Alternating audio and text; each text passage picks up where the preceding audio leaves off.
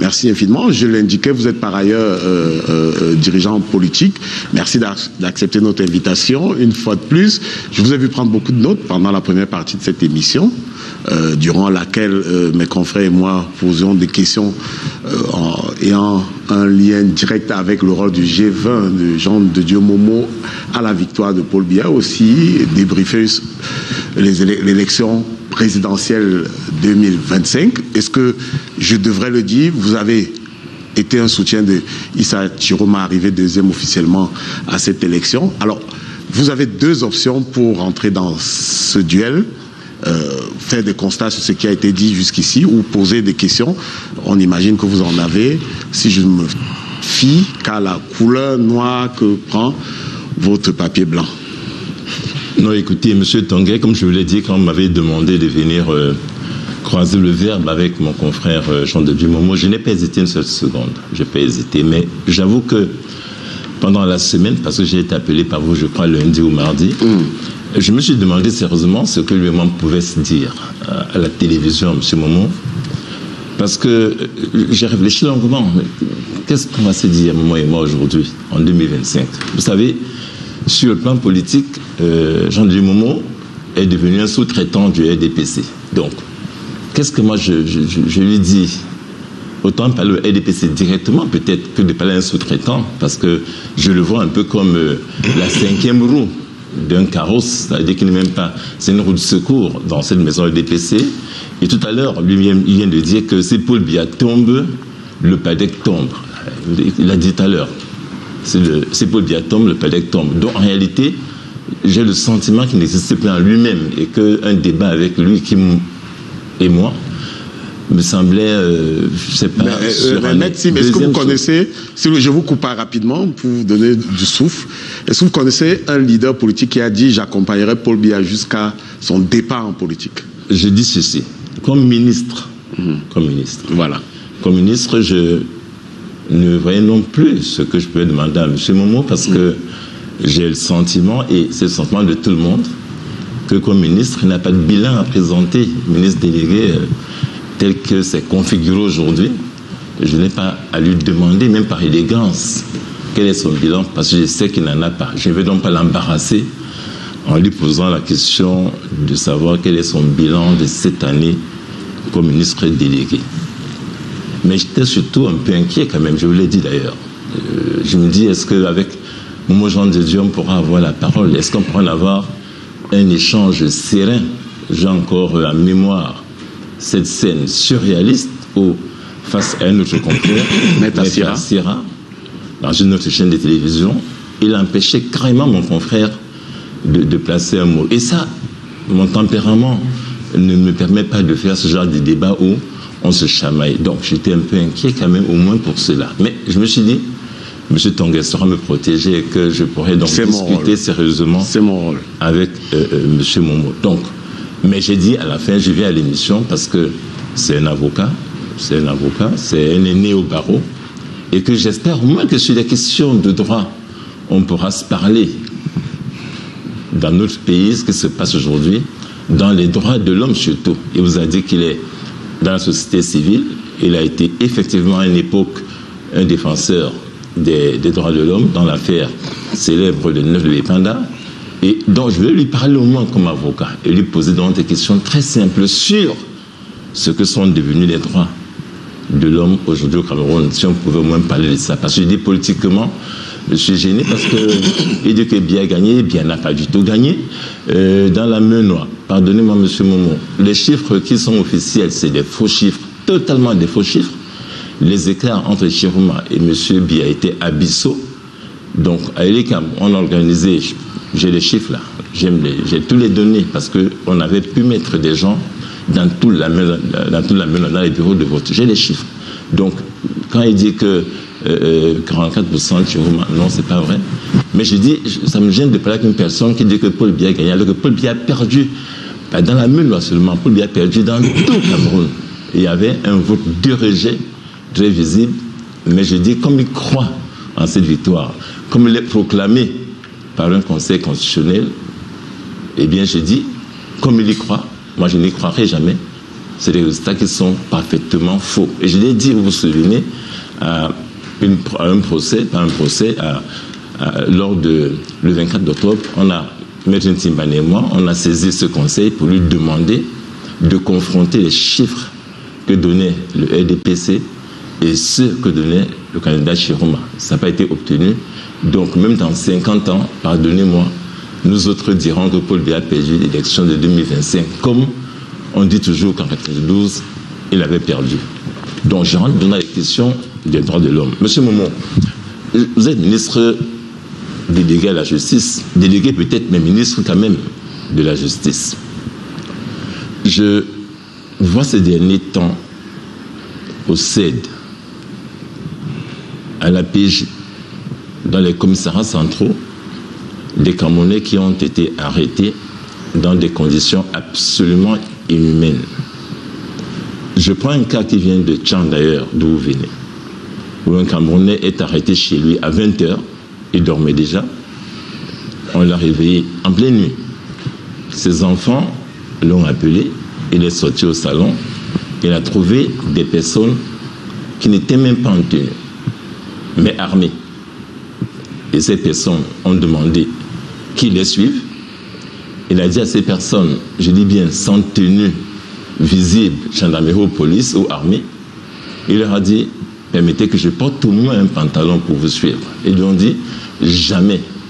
Ils l'ont pris chez lui, quasiment en culotte, l'ont mis dans une voiture, l'ont encagoulé et l'ont amené jusqu'à Yaoundé. Qu'est-ce que ça vous fait, vous, ministre délégué à la justice, de vivre ce genre d'enlèvement, que je dirais forcé, au Cameroun en 2025? Et je dis, je pense, qu'est-ce que ça vous dit comme avocat, défenseur à l'époque des droits de l'homme? C'est ma première question. Merci. Enfin, je peux placer un mot. Je vous ai écouté sur beaucoup de sujets sur lesquels j'aimerais bien revenir. Vous êtes libre de croire que votre candidat Issa Chiroma a gagné, mais vous êtes avocat, le Conseil constitutionnel a dit autre chose. Et il me souvient que vous êtes vice-président du MRC, le président du MRC, l'ancien président du MRC, Maurice Kamto, vous avez expliqué ce qu'étaient les décisions du Conseil constitutionnel. Si un avocat, aujourd'hui, vient les contester devant un plateau de télévision, cela l'engage. Un dogme, disait-il. Voilà. Donc, je suis surpris que vous ne puissiez pas respecter, n'est-ce pas, nos institutions. Ensuite, vous ne savez pas si vous devez vous adresser à moi en tant que politicien, parce que je serai un sous-fifre. C'est moi, cette expression est de moi, mais vous, c'est-à-dire la 5e roue de carrosse, il ne vous aura pas échappé que c'est un gouvernement constitué de plusieurs partis politiques, comme ailleurs, comme en France peut-être, comme en Allemagne. Ici, nous avons un gouvernement où siège le PADEC, et avant le PADEC, Bello Bouba et Issa Chiroma étaient là. Il y a Amadou Moustapha qui est également là. Nous avons un appareil de l'État qui associe les autres formes de pensée, qui ne travaillent pas uniquement avec le parti RDPC. Vous avez des alliés comme l'UPC qui accompagne le RDPC. Vous avez 20 partis d'opposition qui se sont rassemblés sous le label du G20 pour accompagner le RDPC. Vous ne pouvez pas donc accuser le président de la République de gérer seul. Il fait un gouvernement d'ouverture. Il essaie d'intégrer tout le monde, toutes les sensibilités. Je ne l'ai pas accusé, je n'ai pas évoqué le président. Non, vous avez évoqué. Je suis obligé de répondre quand vous avez fait des affirmations gratuites ici, disant que moi je suis la 5e roue du parc. Mais vous l'êtes, monsieur Je suis en train de répondre vous jouez quel rôle? Vous savez, chers confrères, Vous connaissez les règles. Je vous relance, simplement. Non, ne me relancez pas. Je vous ai pas interrompu. Développer mon argumentaire comme je vous ai laissé tout le temps. Je n'ai même pas encore répondu à votre question. C'est ça que je dis qu'on n'a pas toute la journée, là, M. Momo. Mais c'est vous qui avez évoqué les choses. Vous ne pouvez pas parler et estimer que moi je ne répondrai pas. Vous avez estimé que tel a raflé, tel a gagné. Ça, c'est votre fait. Puisque vous êtes si pressé de répondre, que je réponde à votre question des droits de l'homme, vous venez de nous dérouler un film ici, comme si vous étiez témoin. Je présume que vous étiez témoin, ou alors qu'on vous l'a rapporté, que vous avez vu notre police, nos forces de l'ordre, aller chez quelqu'un, l'arrêter tout nu, en cagoulé, et aller à Yaoundé. Ça, c'est du domaine, quand même, de l'impossible. Non, maître Momo, je vous assure. Quand on connaît les institutions, quand on est un avocat, on sait que si l'on procède ainsi, la procédure sera annulée. Mais maître Momo, je vous assure. Nous ne sommes même pas encore... Vous pouvez m'assurer que vous pouvez même m'assurer que vous avez reçu le bon Dieu ce matin. Ça vous regarde. Mais nous parlons quand même des choses. Vous invoquez à la télévision, à une télévision de grande écoute, des choses qui sont insensées, qui sont fausses. Et vous voulez que je les adoute. Je ne suis pas au courant de ça. Bon, et en tant qu'avocat, en tant qu'avocat, je vous dis donc que ça n'existe pas. Donc, si c'était arrivé, ce serait grave. Ce serait grave, et vous savez bien que ça entacherait toute la procédure pénale. Et nos officiers sont bien formés. Ils ne sont pas formés pour arrêter les gens nus. Mais, puisque vous êtes à Tcham, restons-y. Maître Momo, puisque vous êtes à Tcham pour répondre à votre question, ne m'informez pas. Laissez-moi répondre à votre question. Ce monsieur-là... Encore 30 secondes pour... J'aimerais répondre à sa question. À Tcham, quand j'ai fait ma tournée là-bas, avec les autorités... Restons sur le monsieur qu'on a encagoulé, monsieur. Nous avons vu pourquoi vous sautez le sujet? Les gens qui ont incendié le palais de justice étaient des brigands. Et que des mêmes brigands ont utilisé cette foule-là pour aller attaquer la maison du recteur. Ils ont cassé, ils ont tout pris. Et donc, après cela, il y a eu une opération de police, ce qu'on appelle les rafles. On est allé dans les domiciles pour rafler les gens et exiger, n'est-ce pas, la présentation de la facture. Oui, de la facture de ceci. Entre 6h et 18h. Je ne sais pas à quelle heure. Je sais pas. Je sais simplement qu'on a eu une rafle.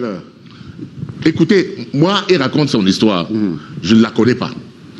D'accord? Je ne peux pas lui dire que vous mentez puisque je ne sais même pas. J'apprends cette histoire ici. Je ne suis même pas au courant. Je n'ai même pas vu ça dans les réseaux sociaux. J'en ai parlé à la télévision 2 fois déjà. Bon, alors, c'est que moi, on ne suit pas peut-être la même télévision. De toutes les façons, ça, c'est de l'ordre de la fabulation. Facebook, vous êtes de l'ordre de la fabulation. Et ça m'étonne qu'un avocat de votre carrure, vice-président d'un parti politique, vous puissiez faire écho à une rumeur infondée. Vous m'insultez, n'est-ce pas? Je vais vous dire. Je vous insulte pas. Je vous dis ceci. Ah, maintenant, je vous insulte. Écoutez-moi bien. J'insulte pas mes confrères. Monsieur Tonga, et je ne vous ai pas insulté. Vous savez, ce qui m'inquiète, et je suis étonné que vous ne donnez pas une réponse d'après les droits de l'homme. Quand M. Ndoki, Michel, est arrêté à Idenao en 2019, c'est exactement comme ça qu'on procède. Elle a encagoulé entre Idenao et Yaoundé. Lorsque Pascal Zamboué est arrêté à Douala en 2019, c'est en 2020. Pascal Zamboué, c'est un coordonnateur, un militant du MRC, qui est encore en prison jusqu'à MRC. Pascal Zamboué. Il a été encagoulé. Mais je vous dis ceci. Abba Yono, arrêté chez lui à Oja, a été encagoulé. Tous ces gens. Alors, je vous informe. Vraiment. Si vous n'êtes pas au courant de ça, c'est très grave. Sur cette question, c'est pour ça que je vous dis que... Je suis inquiet. On n'a pas avancé. On n'a pas avancé parce que Jean de Dieu Momo dit que c'est scandaleux. Je vous laisse vraiment si c'est vrai, c'est scandaleux. On avance. Voilà. Il n'a pas dit ça. Je vous laisse. Non, il a dit que si c'était vrai, c'était scandaleux. Ça ne se passe pas comme ça chez nous. Mais ça se passe, ça se passe pas comme ça au Cameroun. Les gens... Le Cameroun suit les règles de la procédure. Et notre police, nos forces de l'ordre sont formées dans la notion des droits de l'homme à l'école de formation. Aux dernières nouvelles, c'était coefficient 4. C'est-à-dire qu'on met un accent dans la formation de nos forces de l'ordre dans le chapitre des droits de l'homme. Et ils sont enseignés. Ils ne peuvent pas commettre cela parce que ça risque d'entacher sur leur propre carrière. Donc quand vous venez, avocat, faire ce genre d'affabulation devant, n'est-ce pas, un public aussi grand, sans aucune preuve, je dis que vous n'êtes plus dans votre rôle d'avocat. Je défends ces gens. Peut-être que vous défendez ces gens. S'il vous plaît, écoutez-moi un petit moment, écoutez-moi bien. Ah donc, vous pouvez accepter que je me taise et que vous parlez. Mais quand je parle, vous pouvez parler. Si vous voulez qu'on fasse ça, non, on ne fera pas ça. Je peux refaire exactement ce que j'ai fait à Non. Jean de Dieu Momo, s'il vous plaît. Non, parce qu'il m'a dit que... Non. Moi, j'ai concédé. Non, on ne fera pas ça. J'ai concédé que... On ne fera pas ça. Vous m'avez vu l'écouter. Mais je ne peux pas placer un mot. En début d'émission, je me suis attardé sur votre rôle d'avocat. Justement, je veux être avocat. On a un peu célébré cette je veux parler à un confrère. Parce que je veux qu'il me respecte. Nous avons 2 fines fleurs du barreau ce soir et je voudrais qu'on ressorte de cette émission avec la même impression de départ. Oui, alors je vais dire à mon confrère aîné, M. Momo, vous savez, vous ne m'accuserez pas, moi, M. Sim, d'affabulation. Si vous me connaissez, c'est pas mon style, je n'affabule pas. Je vous dis des choses qui sont vraies. Maintenant, ce qui est grave, c'est que vous l'ignorez et que vous veniez dire ici, d'avouer que je l'ignorais et de dire que c'est moi qui affabule. Je vous dis, ces choses sont vraies. Lorsque Maître Ndoki est arrêté, elle est encagoulée. Et d'ailleurs, souvent, ces gens qui viennent faire les arrestations sont parfois eux-mêmes encagoulés. C'est-à-dire que les gens viennent nous arrêter, ils n'ont pas le visage visible, alors que la loi prévoit comment les gens sont arrêtés. Dans le cas de Tchon, ce monsieur a été arrêté, c'est un homme de plus de 50 ans, c'est un syndicaliste. 10 jours après qu'on ait incendié le palais, dont il n'y avait aucun rapport de proximité entre son arrestation et ce dont je vous parle. Donc, je m'attendais, n'est-ce pas, que vous disiez, écoutez, Maître Sim, jeune confrère, merci de me l'apprendre, je vais regarder de plus près, je vais faire une descente au CED, je vais aller au central numéro 4 ou envoyer des gens pour vérifier. Vous ne me dites pas ça. Non, un gouvernement doit dire, écoutez, au lieu de me dire que j'affabule, moi je dis c'est grave. S'il n'affabule pas, mais vous pourrez répondre. Passons. Voilà, il parle et il dit passons. Vous me parlez la parole dans tous les cas. Non, allez-y. Quand il parle, après il dit passons. Non, c'est la question. Puisque cette question, Maître Sim, très cher confrère, vous venez de nous apprendre ici que c'est un dossier de votre cabinet, que c'est un dossier que vous suivez. Non, on a mis en place un collectif d'avocats. Voilà, vous faites partie de ce collectif d'avocats. Demandez à n'importe lequel. Vous faites partie de ce collectif d'avocats. Absolument. Donc, demandez à l'ISCOM, demandez à Sira, on vous dira que ça se passe exactement comme ça. Est-ce qu'on vous a dit que je fais partie, n'est-ce pas, des juges ou des jurés, je ne sais pas moi. Je ne suis pas dans la procédure. C'est vous qui êtes dans la procédure.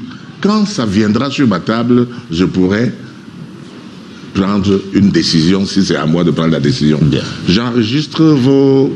Je ne veux pas dire récrimination, j'enregistre ce que vous dites, mais franchement, je suis surpris qu'un avocat vienne étaler le dossier, n'est-ce pas, qui est en train de suivre sur les plateaux. C'est les droits de l'homme. Voilà. C'est pas mon dossier, c'est les droits de l'homme. Et j'ai cité ce monsieur en exemple, mais je vous dis, la plupart... Je ne connais pas ce dossier, j'entends parler de ça pour la première fois. Vous me parlez... Et quand vous me parlez de quelqu'un qui a été arrêté quelques jours après, il a dit 10 jours après, quelque chose. Vous savez que quand les faits se sont déroulés, après il y a une enquête. Il y a une enquête qui a été ouverte pour savoir quels sont les meneurs.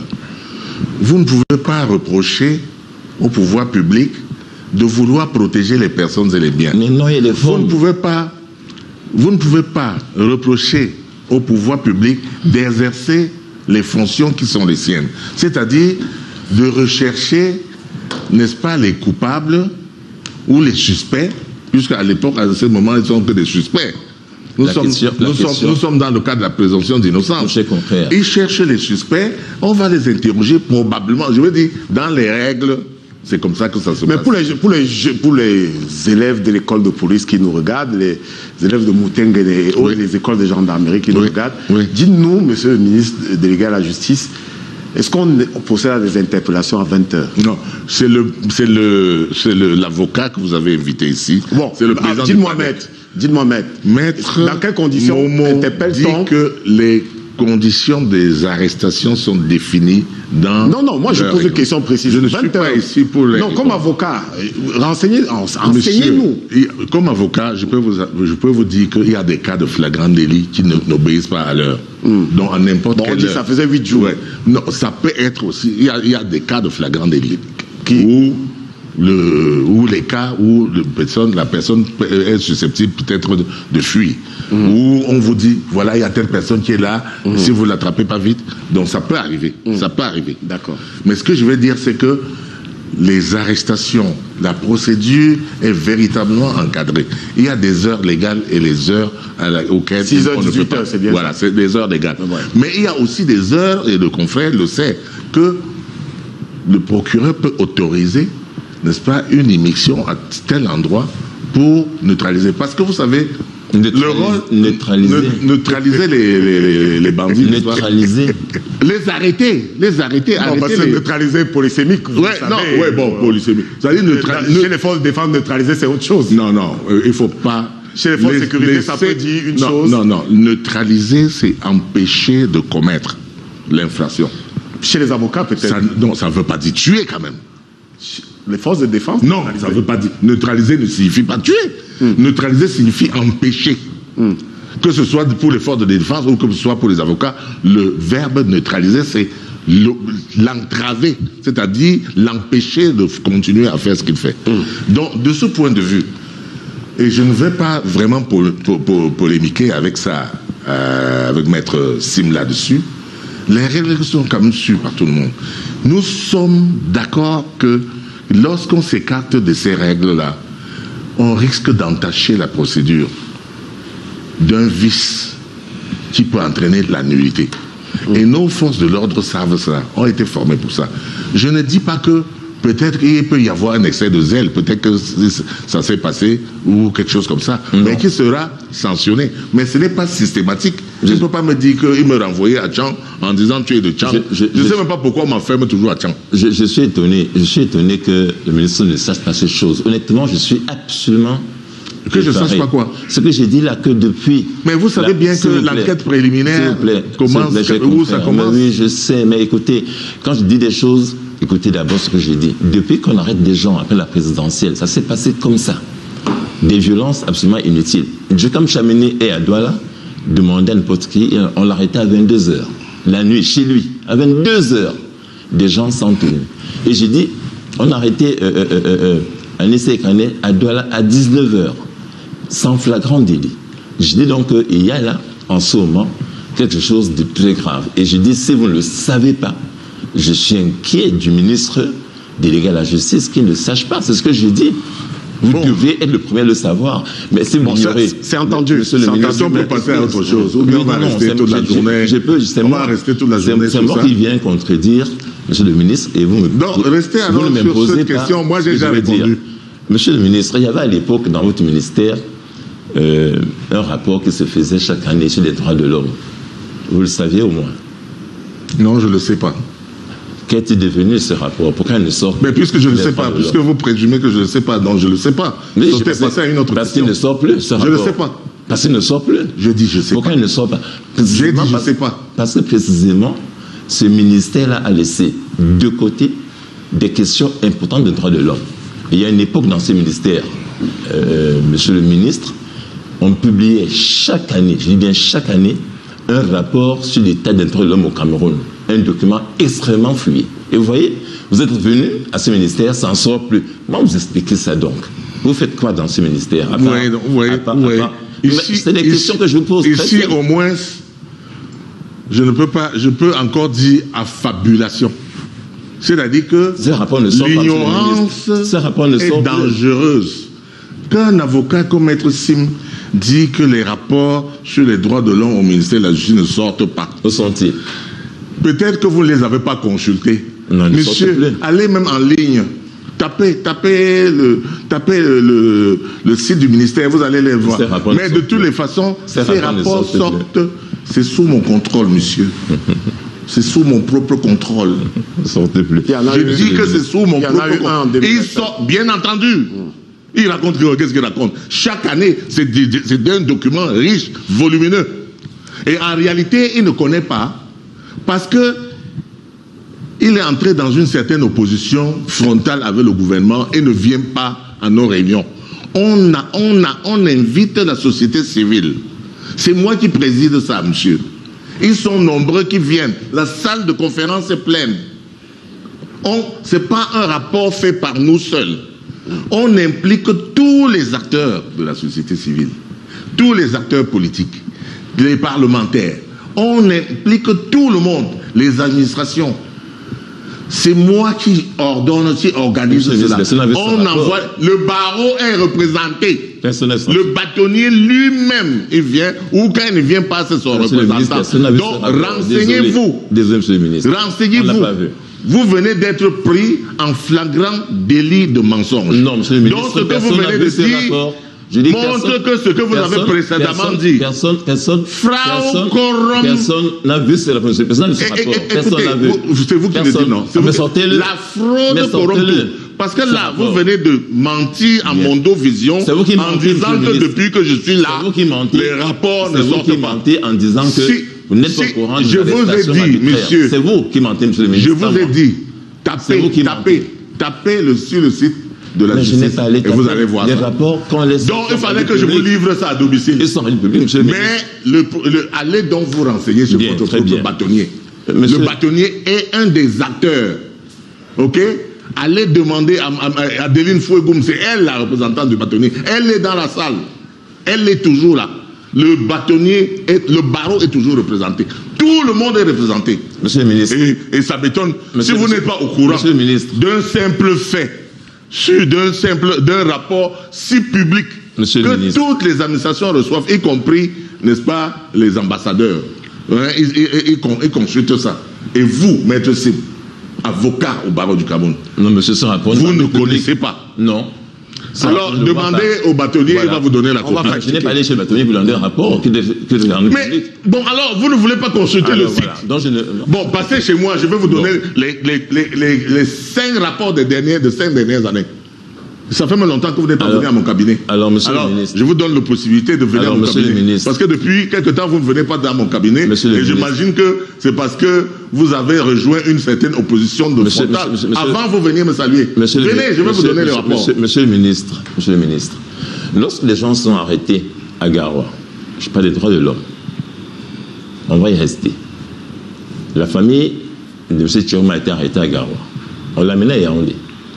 J'ai été personnellement à la PJ pour voir ces personnes. Je n'étais pas seul. On était un groupe d'avocats. Jusqu'à l'heure qu'il est, on n'a pas pu les voir. Vous savez?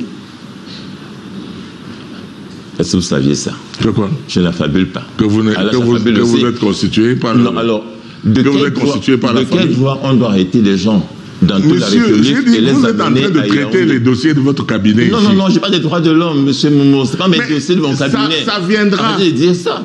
C'est les droits de l'homme dont je parle. Monsieur, vous savez bien que l'instruction criminelle n'est pas est protégée. Avant cela, on doit savoir. Quand il y a l'instruction criminelle, on ne dévoile pas. Non. À la télé. Non. Quand une affaire est en instruction, elle est secrète. Comme vous le savez.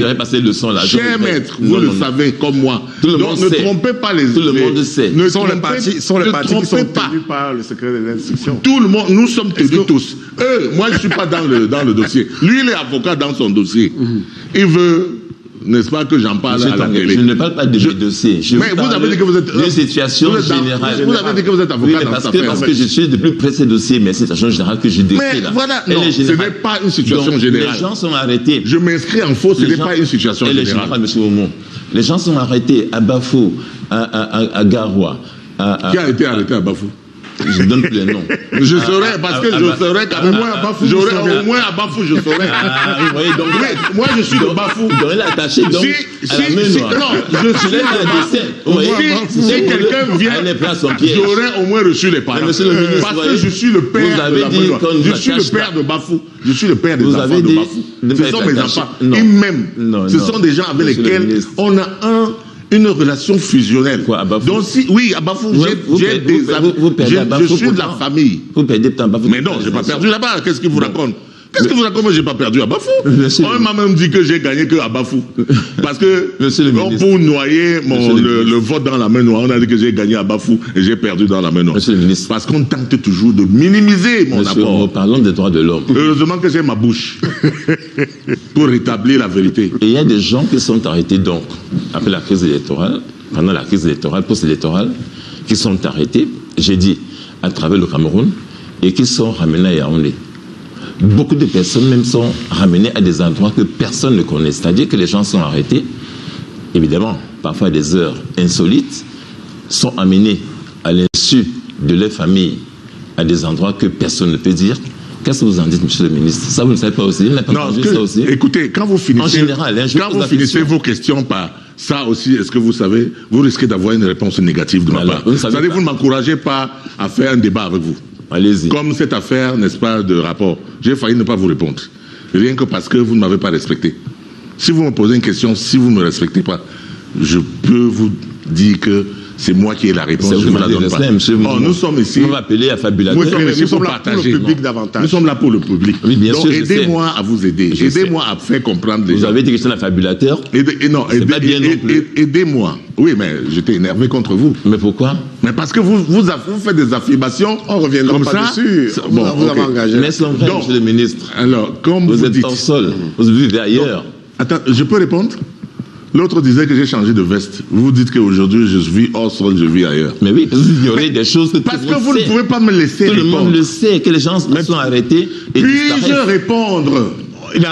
On lui laisse le temps de réponse, Maxime. Bon sang. Soyons quand même là. Nous sommes là pour construire. Vous me prenez comme un adversaire, comme votre ennemi. Je ne suis pas d'adversaire. Même en qualité de ministre, je vous ai dit, je suis le serviteur du peuple. Je suis serviteur de la société. J'ai pris cette émission de la Reine avec une méthode explicative et compréhensive, comme on fait en sciences politiques. Je n'ai pas voulu une confrontation avec vous, monsieur Maître Sim. Je n'ai pas voulu faire une confrontation. Je veux un échange compréhensif et explicatif. Et moi, je n'ai pas toutes les réponses. Mais s'agissant de la question des droits de l'homme qui vous préoccupe, moi, j'étais le champion, et je le suis encore, au niveau du ministère des droits de l'homme. Dans le passé, et vous avez évoqué une affaire très célèbre, l'affaire des 9 disparus de Bépanda. C'est moi seul qui étais l'avocat dans cette affaire. Et vous savez que je suis demeuré le même... Sans honoraire. Oui, sans honoraire. Au contraire, c'est moi qui payais même de ma poche pour les faire venir, parce que je suis un amoureux de la justice. Je suis un amoureux. Et vous savez ce que les confrères disaient à cette époque-là, que Momo embrasse les causes. J'embrasse les causes. Oui, j'ai toujours embrassé les causes justes. Et on m'a mis au ministère, justement, où je suis effectivement en charge des droits de l'homme. Mais je peux avoir une explication. Une compréhension, mais une explication. Le corps social est comme le corps humain. Le corps humain, lorsqu'il a mal, lorsqu'un être humain peut avoir mal, le mal qui ronge le corps humain peut ronger le corps social. Et la société demande un médicament. C'est ainsi que les autorités publiques, magistrats, avocats, etc., sont comme le médecin de la société qui prescrivent le médicament. Quand il y a une manifestation publique désordonnée comme celle à laquelle nous avons assisté à Tchang, à Douala, un peu partout dans le nord, le corps social est attaqué comme une maladie. Et l'autorité administrative doit prescrire un médicament. La société réclame, Bokom réclame, Congelcam réclame, Tradex revendique, Neptune revendique. Et tous ces gens-là, le corps social est attaqué et gangréné. Lorsque le médecin prescrit un traitement, parfois ça peut même aller jusqu'à l'amputation d'une partie gangrénée, une partie cancérigène qui va attraper tout le corps social. Même la Bible le dit, que si une partie de votre corps peut être sujet à vous conduire dans le péché, coupez-la et jetez-la. De la même manière, de ma compréhension aujourd'hui, le corps social a besoin des réponses. Et la réponse, c'est les autorités publiques qui sont le médecin du corps social, parce que c'est eux qui sont en charge. Il peut donc arriver qu'on appréhende des individus qui attaquent le corps social et qui sont traduits devant le tribunal, qui seront jugés et condamnés et punis. Comme on prend le paracétamol, comme on prend la nivaquine pour soigner le corps humain, il y a des traitements pour soigner le corps social. Parce que vous pensez aux gens qui ont été arrêtés, mais pensez aux victimes de leurs méfaits. Quelles victimes? Pensez à Bokom, par exemple. Monsieur le ministre, je parle de Bokom, je parle de Congercam. Qu'est-ce qu'il avait à y voir? Je parle du recteur Namfoso qui n'était même pas là, qu'on est parti dévaliser la maison. Je parle de Tradex de Neptune. Ils ont une réclamation à formuler. Le corps social est attaqué. Le médecin doit appliquer un traitement. Le traitement peut être curatif.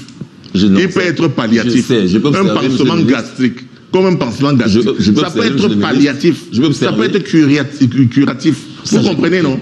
J'aimerais, confrère, qu'on débatte de cette façon et en expliquant aux gens. Parce que là, vous êtes simplement en train d'acculer le médecin social, le médecin du corps social, le médecin de la société, qui est l'autorité publique, de tous les maux, en laissant l'agent pathogène, l'agent cancérogène, l'agent qui a attaqué le corps social. Vous semblez protéger le cancer. Vous protégez le poison social. Voilà une image, monsieur Maître. On vous a écouté. Maître Momo, s'il vous plaît. Vous savez ce que me gêne dans votre démonstration? Vous me parlez des biens qu'on aurait cassés. N'aurait. Donc on aurait. Vous n'avez pas vu qu'on a incendié le palais de justice. Vous n'avez pas vu qu'on a cassé Bokom. Vous n'avez pas vu qu'on a volé les bouteilles de gaz. Je peux continuer en rectifiant aurait. On dit qu'on a. Écoutez, monsieur le ministre. Pour être crédible. Il y a des Camerounais qui sont morts. Il y a des Camerounais qui sont morts à l'occasion d'une élection. Il y en a une cinquantaine de recensés. Il y a des êtres qui ont perdu la vie en manifestant simplement, c'est-à-dire en exerçant un droit constitutionnel. Au nom de quoi, monsieur le droit des droits de l'homme, peut-on envoyer une armée dans la rue? Est-ce que notre pays est attaqué par un pays étranger pour que l'armée soit dans la rue? C'est ça les questions que je vous adresse. Je peux donc répondre très rapidement. Je n'ai pas de réponse. Je vous donne ma réponse. S'il vous plaît. Une réponse courte comme ça. Une réponse courte. Du matériau volé, des bouteilles de gaz volées. Mais moi, je ne parle pas d'abord des gens qui sont morts. Oui, et qu'on a tué à bout portant. J'ai compris. Ce que j'ai vu de ces manifestants dont vous parlez, j'ai vu les manifestants ou les assaillants, comme le MINAL les a qualifiés, attaquer une brigade. Dans la brigade là, j'ai vu 3 gendarmes qui protégeaient la brigade. Et tous les assaillants qui jetaient les cailloux, qui voulaient aller les lyncher, les tuer. J'ai vu un officier de police encerclé par des assaillants, tapé, blessé. Dans les réseaux sociaux, là, vous ne voyez pas? Il y a les vidéos qui circulent. J'ai vu comment, dans ces mêmes réseaux sociaux, ils ont pris un car de police avec des gens qu'on était en train de massacrer. Donc, j'ai vu... Dans les 16 morts, je ne sais pas, annoncé par les autorités, c'était devant la brigade. Non, j'ai vu. J'ai vu. Dans les 50 morts, il y a la brigade, c'est ça? J'explique. Je vous ai dit que ma méthode est explicative. Elle est compréhensive. Non, vous nous perdez. Je comprends. Et le président de la République a dit qu'il regrette que des gens aient perdu leur vie dans cette manifestation. Nous regrettons, nous déplorons le fait que des gens aient perdu leur vie. Mais en même temps, les enfants, les gendarmes là, sont aussi les enfants des gens. Monsieur le ministre, les gendarmes qu'on est en train d'attaquer dans leur propre brigade. Et ils n'étaient pas, et je signale ici que ces gendarmes n'étaient même pas dans le cadre des manifestations. Ils étaient chez eux. Ils n'avaient rien à y voir.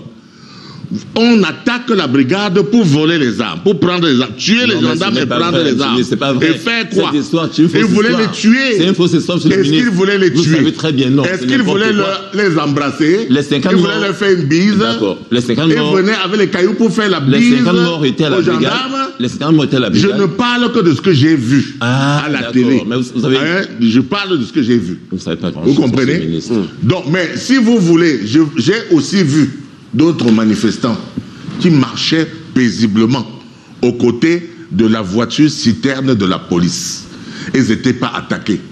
Lorsque les forces de l'ordre encadrent la manifestation, comme ça s'est passé là-bas, ça se passe normalement. Mais lorsque les manifestants deviennent des assaillants et commencent à tirer à boulet rouge avec des objets contondants, avec des cailloux, avec des fers sur la police est en droit de légitime défense de se protéger. Chers confrères. Et voilà ce qui s'est passé. Je pense que nous pouvons déplorer les morts qu'il y a eu, je ne sais pas le nombre, mais nous devons expliquer aussi au peuple que la manifestation qui a été encadrée par la police n'a connu aucun débordement. Mon cher confrère. Et là où les gens ont incendié les véhicules, il y a eu des débordements. Là où les assaillants ont attaqué les forces de l'ordre. C'est entendu, c'est entendu, Jean de Dieu Momo. Non, je vais dire que M. Momo, en réalité, mais il le sait, il refuse de voir la vérité en face. Il n'y a pas d'assaillants. Et je vous prends un cas très simple. En 2018 ou en 2017, je ne sais plus, on organise une réunion au siège du MRC à Oja.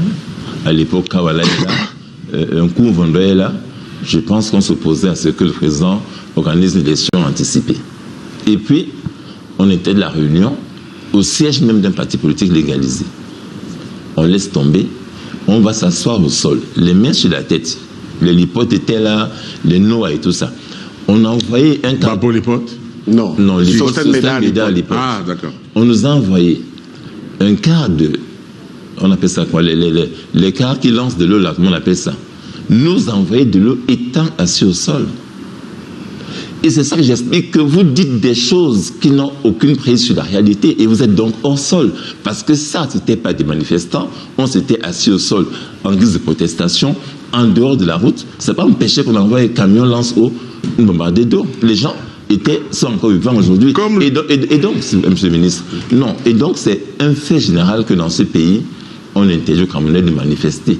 Tous ceux qui ont demandé à manifester ont été systématiquement rejetés par l'autorité administrative. Ça, vous le savez. Et je demandais donc au ministre de la Justice, que vous êtes délégué, qui défend les droits de l'homme, quelle est sa position? Vous me parlez des assaillants et adoptez, s'il vous plaît, adoptez le langage guerrier qui ne doit pas être le vôtre. Il n'y a pas eu d'assaillants, il n'y a pas eu de terroristes. Désolé, monsieur le ministre. Donc, puis-je répondre alors? Ce n'est pas une question. Mais non, vous ne pouvez pas poser une question et dire que ce n'est pas une question. Quand vous allez... Non, il est en train... Non, je n'entre pas dans ce jeu. Il est en train de délivrer des messages.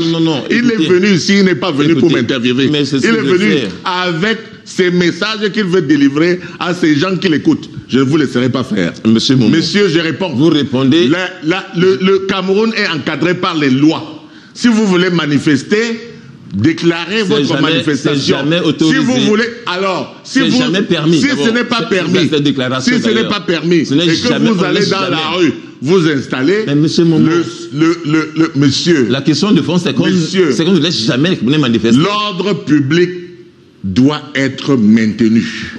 Et le médecin de la société doit administrer un traitement curatif à ceux qui attaquent le corps social. Vous l'avez dit. Comme vous l'avez fait. Et vous avez eu le médicament approprié. Vous avez eu le médicament approprié. On vous a versé de l'eau. On vous dit dégagez de la cité.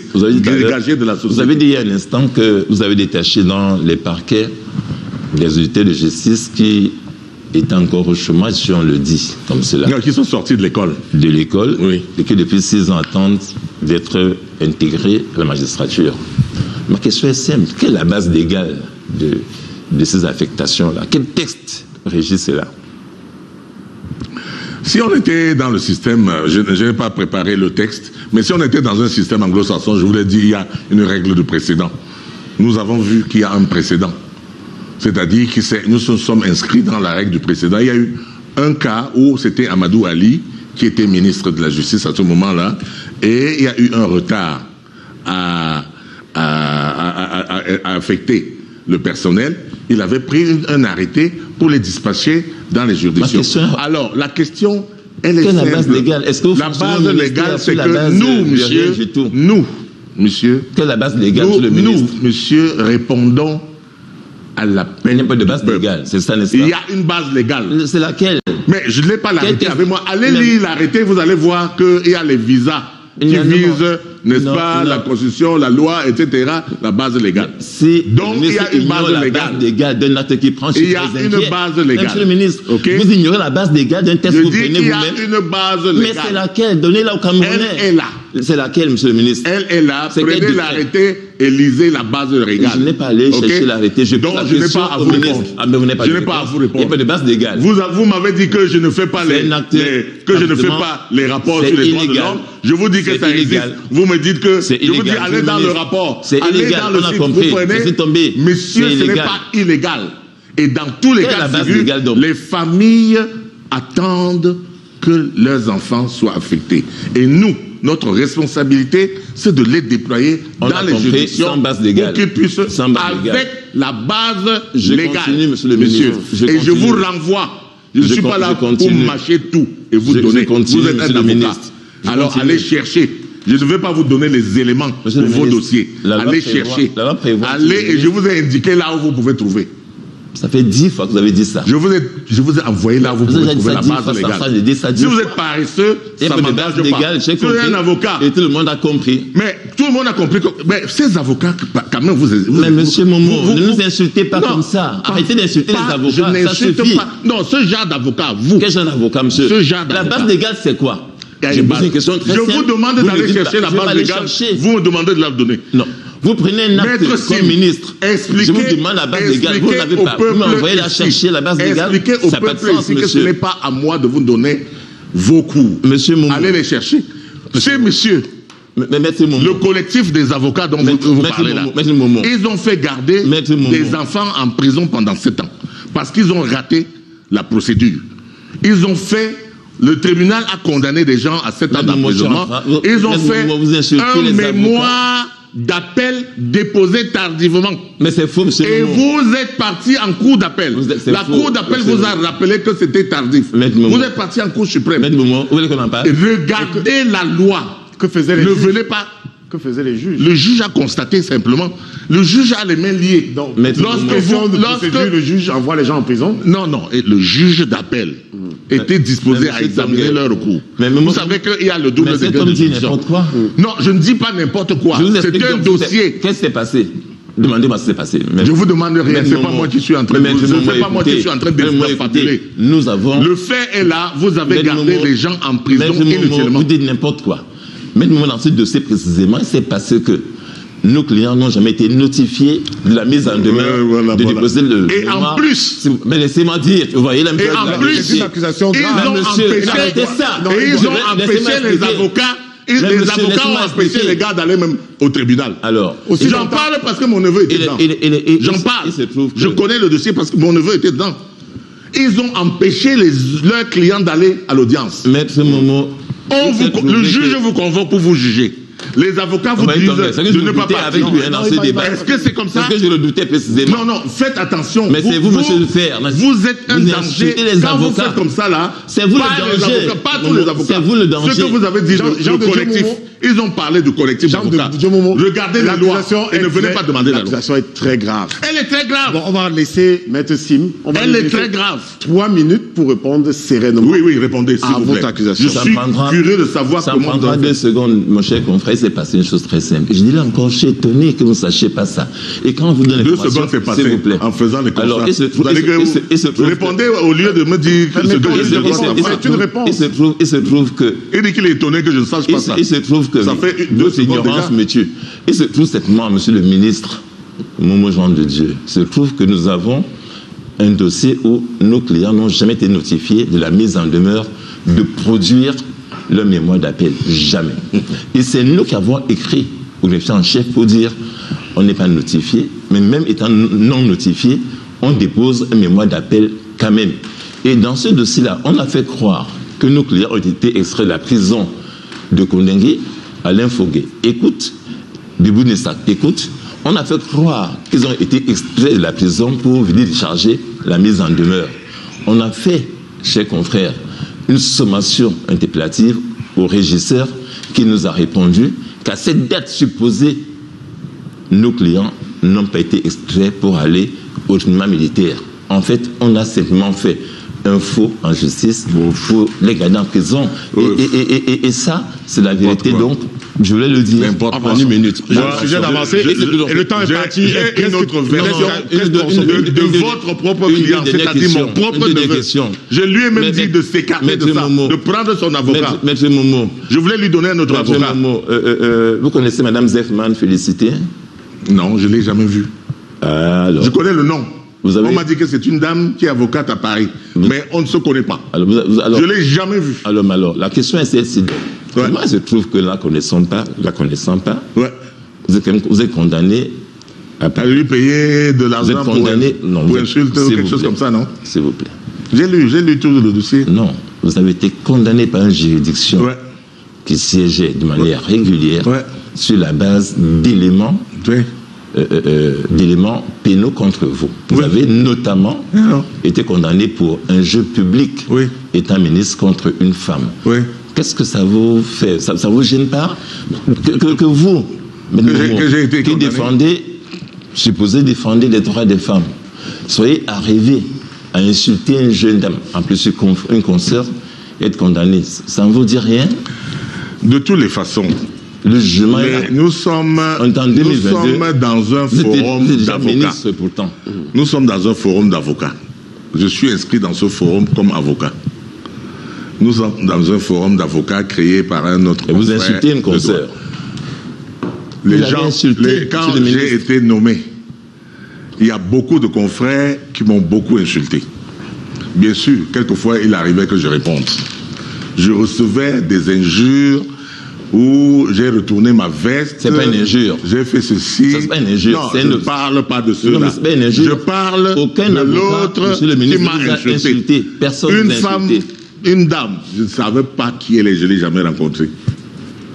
Dans ces entrefaites, m'a aussi insulté parmi les autres. J'ai répondu comme je réponds aux autres. Mais elle a estimé que je l'ai blessée. Elle est partie porter plainte. Vous allez relever appel? Non. J'ai suivi la procédure. Retenons simplement que je ne conteste pas le fait que j'ai répondu à cette dame que je ne connais pas. Parce qu'elle m'a insulté. Non. Mais le fait est que j'ai compris son problème. C'est vous qui l'avez insulté. Elle ne me connaît pas. Je m'étonnais qu'elle m'insulte. En fait, son père, un certain Kolo Fanga, avait été condamné pour détournement de deniers publics. Donc elle avait maille à partir avec les régimes. Et donc, comme moi, avocat comme elle, se retrouve dans un forum et elle considère que je représente donc le régime qui a condamné son père. Ça peut nous valoir après. Ça peut nous valoir. Non, c'est la vérité. Je l'apprends après. Ça peut nous valoir. J'ai dit un autre procès. Je ne suis pas. Et cette fois-ci avec Canal 2. Non, c'est un fait. C'est un fait. Ce n'est pas moi. Je ne suis pas son ennemi. Je ne suis pas son ennemi. Je ne la connais pas. Confrère, je ne l'ai jamais vu. Ma question est très simple, c'est que je ne l'ai jamais vu. Je suis quand même ulcéré. Et j'ai répondu comme j'ai répondu aux autres. Non. Qui m'agressait. Personne vous a insulté. Monsieur, en 2019-2020, j'ai eu ma dose. Non, pas d'insulte. 2018-2020, j'ai eu ma dose d'insulte. Les gens vous reprochaient. Et c'était sur ces entrefaites qu'elle aussi est entrée. Non. Puisque vous connaissez le dossier plus que moi, qui suis la victime dans l'affaire. Non. Qui suis condamné dans l'affaire. C'est vous la victime maintenant. Puisque vous connaissez plus que moi, je vous laisse donc faire. Je vous laisse évoluer. Vous n'êtes pas victime. Maître Sim, vous avez été condamné. J'ai été condamné. J'ai été condamné. En 2022. La victime, c'est celle qui a porté plainte. Non, j'aurais pu aussi faire pareil. Dernière question. J'aurais pu aussi porter plainte. Le temps est déjà imparti. Oui, j'aurais pu porter plainte aussi. Mais vous remarquerez que je n'ai jamais porté plainte contre quelqu'un. Par contre, j'ai reçu, depuis que je suis ministre, j'ai reçu 3 plaintes. On m'a porté plainte par 3 fois, en comptant celle de la dame là. Je n'ai jamais porté plainte moi-même contre personne. Tous ceux qui m'insultent... Personne ne vous a insulté. Les gens disaient que Momo retournait sa veste, ce qui est vrai d'ailleurs. Lui avoir dit veste, maître Momo. Donc c'était vrai, vous étiez avec notre opposition. Et je ne dis pas que c'est ça qui consultait les juges. Je ne dis pas que c'est ça que... J'ai été copieusement insulté, mais je ne veux pas reprendre ça ici parce que l'une des choses que j'ai apprises auprès du président Paul Biya, c'est d'accepter. Vous insultez. Quand un homme public, c'est d'accepter. Et puis sérieusement, c'est d'accepter. Comment pouvez-vous perdre un procès au Cameroun? Non, ce n'est pas au Cameroun. Non, je veux dire, vous n'allez pas porter plainte au Cameroun. Non, je pouvais aussi porter plainte. Est-ce que vous pouvez perdre un procès? Non, oui, bien sûr, je peux perdre. Non, je peux perdre. Mais de toutes les façons, comme c'était dans les réseaux sociaux, je pouvais aussi porter plainte là-bas. Puisque j'avais des éléments contre elle et contre beaucoup. Mais je n'ai pas le temps à perdre pour porter plainte. On m'a dit que je suis Fonzankotopo, c'est-à-dire celui qui libère les esclaves. Je ne suis pas là pour attacher les gens. Je suis là pour libérer les gens. Donc, dans mon idée, vraiment, cette femme n'aurait même pas dû porter plainte. Parce que c'est elle qui a provoqué, c'est elle qui a cherché. On retient que vous insultez les femmes. Voilà, pas les femmes, une femme. C'est déjà trop. C'est noté. C'est noté. J'ai répondu à l'insulte d'une femme. Voilà. J'ai répondu à l'insulte d'une femme. Un ministre qui insulte des femmes. Oui, j'ai répondu à l'insulte d'une femme. Monsieur le ministre, et c'est ça qui fait ma spécificité. Je suis un être humain. Vous avez dit. Mais j'ai vu auprès du président Paul Biya que lui, il s'en fout même de ça. Donc je fais comme lui. Insultez-moi comme vous voulez, moi je ne vous porterai jamais plainte. Et d'ailleurs, monsieur le ministre, moi je ne réponds même plus aux injures. Vous avez dit, monsieur le ministre, tout à l'heure que... J'encaisse. J'ai appris à encaisser. Est-ce qu'on peut y aller? Oui, on termine maintenant. J'encaisse vos insultes. Monsieur le ministre, vous disiez tout à l'heure que l'examen qui était organisé d'entrée en stage était bien organisé, c'est bien tenu. Oui. Est-ce que vous savez que... Ah, vous pensez? Enfin, finissez votre question, je veux Voilà. J'avais des enfants qui l'ont présenté. Qui ont échoué? Non, c'est pas intéressant. Ils ont eu l'examen. La question n'était pas, c'est pas ce que je voulais dire. À 19h, le jour qu'il composait, j'appelle un de mes enfants pour savoir si l'examen s'est bien passé. 19h, faisait nuit. Et l'enfant me répond qu'ils n'ont même pas encore commencé la première épreuve. À 19h. Les gens viennent à 8h pour composer. Et à 19h, ils n'ont pas fait une épreuve. Ils ont composé la première épreuve autour de 20h et la deuxième, ils ont fini vers 5h du matin. Vous trouvez-vous, ministre, que c'était bien organisé un tel examen dans des conditions absolument dantesques? Il y en a qui m'ont dit qu'il pleuvait dans les salles d'examen au lycée Leclerc. Et comment vous dites-vous, ministre, que c'était un examen bien organisé alors que les enfants ont composé de 20h à 5h? Donc, vous dites que on a vous avez dit que c'est bien organisé. Emprunté les locaux du lycée Leclerc et qu'il pleuvait dedans. Non, je n'ai pas de l'heure de l'organisation de l'examen. C'était pas important.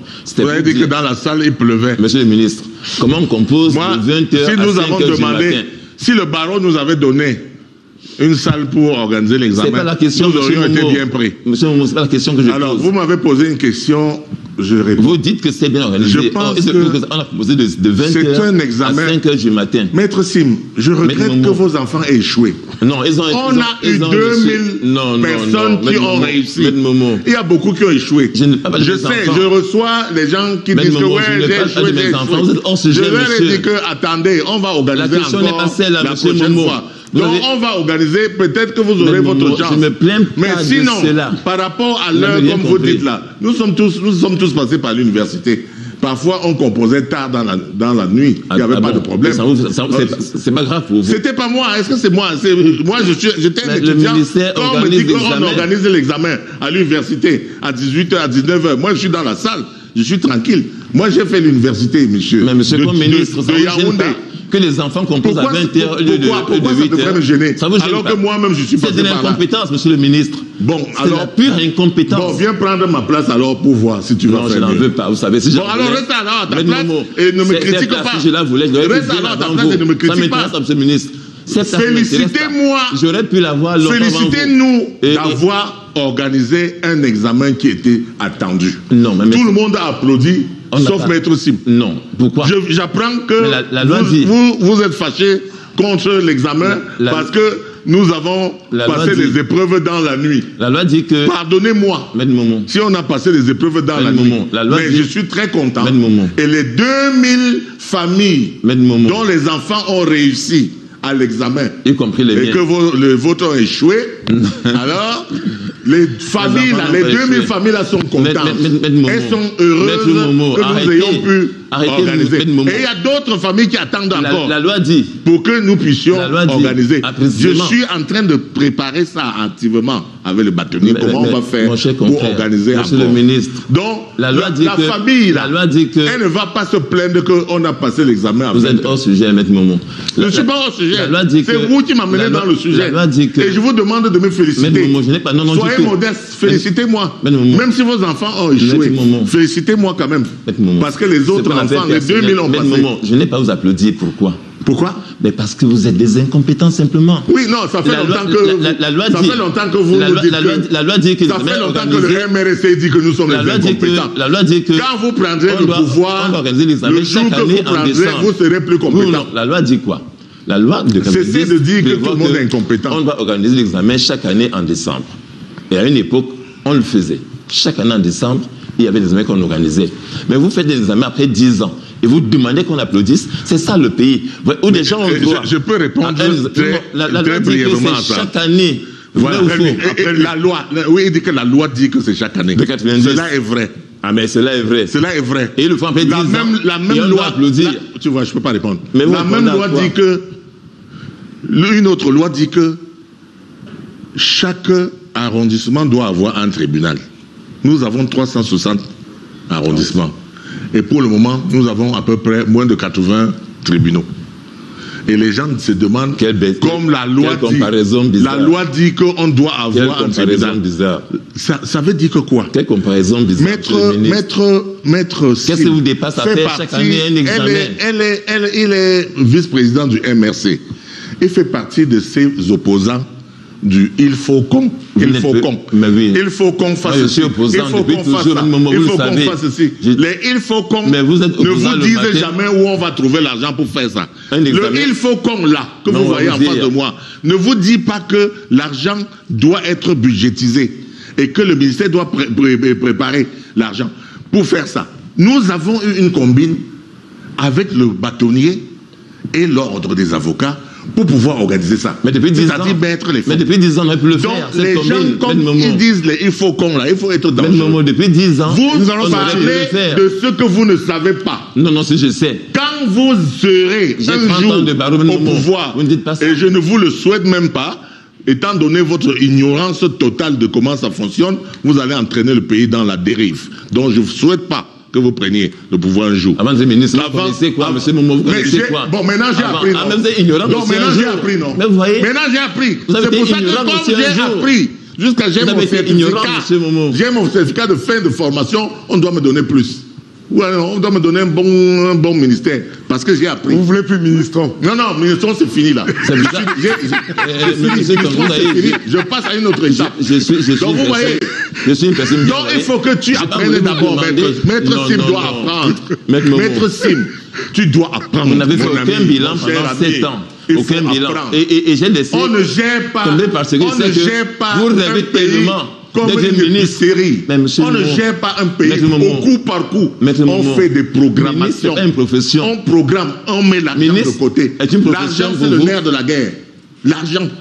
Donc quand vous dites il faut qu'on vous donne, il faut qu'on fasse, mettez l'argent. C'est pas moi, c'est la loi qui le dit. Mais la loi ne donne pas l'argent. La loi dit que c'est chaque année en décembre. La loi dit aussi qu'on doit avoir un tribunal dans chaque arrondissement. Non, c'est très différent. Et je suis en train de vous dire que si on suit la loi, c'est très différent. Et le ministre d'État répond à ça en disant que si on suit la loi et que nous réussissons à construire un tribunal par an, il faudra 360 ans pour construire.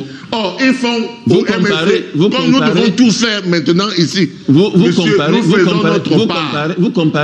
faire un examen à construire des salles d'audience. C'est la même chose, c'est la loi. Mais non du tout. La loi, vous avez dit que la loi dit que. Et je vous dis que ce que la loi dit aussi. Peut-être, j'indiquais, lorsqu'on évoquait la question Maître Sim, qu'il y a des avocats qui se plaignent déjà du surpeuplement de vos effectifs. Il y a des avocats qui disent qu'il y en a déjà beaucoup. Si on faisait des examens chaque année, on n'aurait plus que ce qu'on a. Non, pas du tout. Parce que, voyez aussi, à l'époque, quand on était jeune avocat, on ne prenait pas 2000, comme c'est facile. On en prenait 200, 300. Et ça fait qu'en 10 ans, on aurait eu 2000. Mais là, c'est un concours ou pas un examen? C'est l'examen. Les gens ont attendu 10 ans. Alors, la règle, ce qui est grave, c'est la note qui qualifie. Quand le nombre de places. Quand on a 12, on est admis. Voilà. C'est ça, c'est le principe. Voilà. Donc, je dis ceci. Le fait que les jeunes Camerounais aient fait 10 ans d'attente a découragé certains. Mais Momo, quand les gens ont un droit acquis par la loi, vous devez le leur donner. Qu'est-ce que nous avons fait? Créer une salle d'audience, c'est pas la même chose que d'organiser un examen. C'est ce que nous avons fait. Les jeunes ont fait 10 ans sans le faire. Et vous voulez qu'on applaudisse vraiment sérieusement? Nous avons organisé l'examen. Encore que les frais d'examen peuvent couvrir les charges. Mais largement, il le sait. Nous avons organisé, et les frais, après 10 ans. Justement, nous avons organisé l'examen. Après 10 ans. On applaudit. Nous avons organisé l'examen. Merci, cher maître. Remerciez à vous de faire. Applaudissez quand on fait au moins bien. On n'avait rien fait de bien. Chaque fois qu'on fait quelque chose de bien, acceptez, reconnaissez. À défaut de remercier, acceptez quand même que ça a été fait. Merci. C'était nul. Même organiser un examen. Maître Sim, acceptez que 2000 familles. 2000 familles. On fait le bac chaque année. 2000 familles sont heureuses. Chaque année dans tout le pays. On commence à 8 heures. Vous faites 10 ans pour un examen. Pour un examen, vous commencez à 20 heures. Non, c'est de la compétence. Ne nous merci, maître Sim. Et puis il y a une question que j'ai posée à maître combien? Ils étaient combien de mille? Combien de mille? Mais monsieur, vous venez 8000 personnes. Il faut gérer ça. Il faut aller demander les salles du lycée Leclerc. Il faut aller demander. On a organisé ça. C'est votre faute. Et on a bien organisé. Merci.